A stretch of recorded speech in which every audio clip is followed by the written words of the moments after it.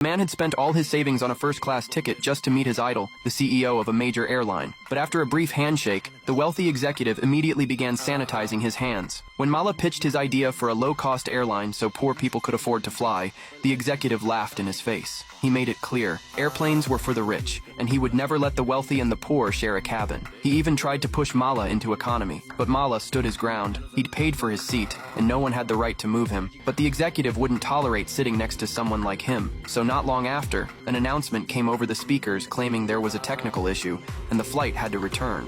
तुमने तो टिकट खरीदी है, लेकिन मैंने ये प्लेन ही खरीदा है दोस्त. What the executive didn't realize was that the poor guy he sneered at was about to become his biggest threat. As soon as Malla got off the plane, a white-haired venture capitalist approached him, genuinely interested in his airline idea. They sat down at a small restaurant. The investor looked skeptical at first, but after one bite of the food, he was stunned. It tasted as good as any five-star meal. Malla explained, the restaurant used the same high-quality ingredients and strict hygiene standards as luxury spots, but charged just a fraction of the price. His airline would follow the same model. By cutting out unnecessary luxuries and middlemen, they could offer affordable flights and still make a solid profit. The investor was sold and invited Malla to pitch the idea to his board. Malla presented a well-reasoned, clear business plan that impressed the board, but they warned it would take 6 months before any funding could be released. In the meantime, Malla had to raise enough money to order planes. Determined, Malla's mother mortgaged their house and land to back him. They secured a civil aviation license and started to celebrate. Then, disaster struck. New regulations required Boeing to provide blueprints,